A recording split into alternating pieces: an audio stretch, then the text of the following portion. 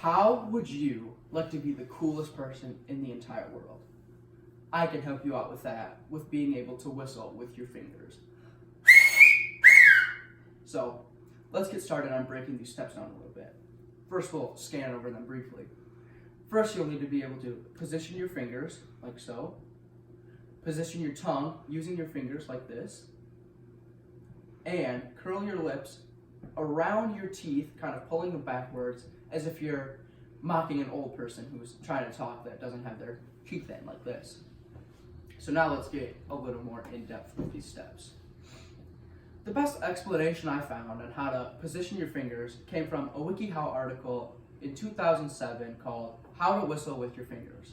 And they say to make an A shape with your middle fingers connecting like this. Your middle and index fingers will be out with your other fingers resting down like so, and your hands will be diagonally, then making the A shape.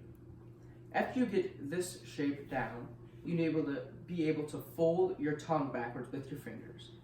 So you'll need to grab your fingers, get a hold of the bottom of your tongue, and fold it over, so that the front of your tongue is just folded over enough to touch the middle front side of your tongue.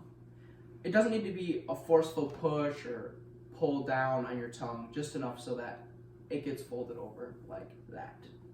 So after that, you'll need to be able to curl your lips inward, like as I was talking before, as the old person trying to talk with their lips curled back.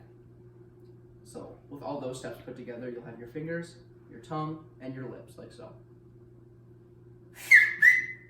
And once you get all those steps down, which are kind of the 3 easier steps, you'll need to get into the 4, a little more difficult step, which is blowing the air in the middle of your fingers and over your tongue.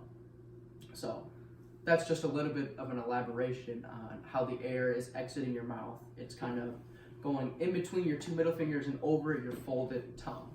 But if you blow outward, you will more likely than not be able to get the loud whistling noise.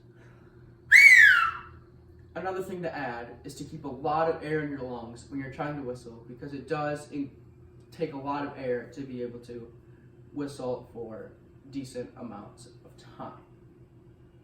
So if you're feeling frustrated about not being able to whistle like I did when I was practicing quite a while ago, trying to get the whistling noise to come out, remember the quote that Johnny Cash gave us in 1954, which was, "You build on your failure, and you use your failure as a stepping stone."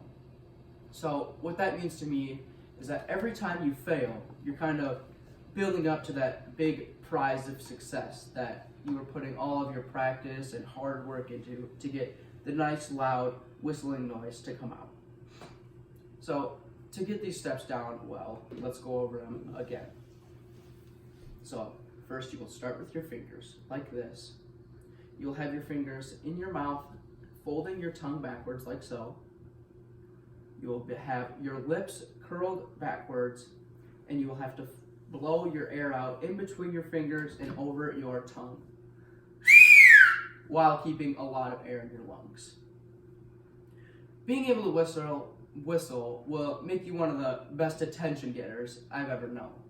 Again, you'll be able to call your taxi, whistle for your dog, get the attention of anyone you'd like in the room, and even maybe annoying that one person that's getting on your nerves. Thank you for listening.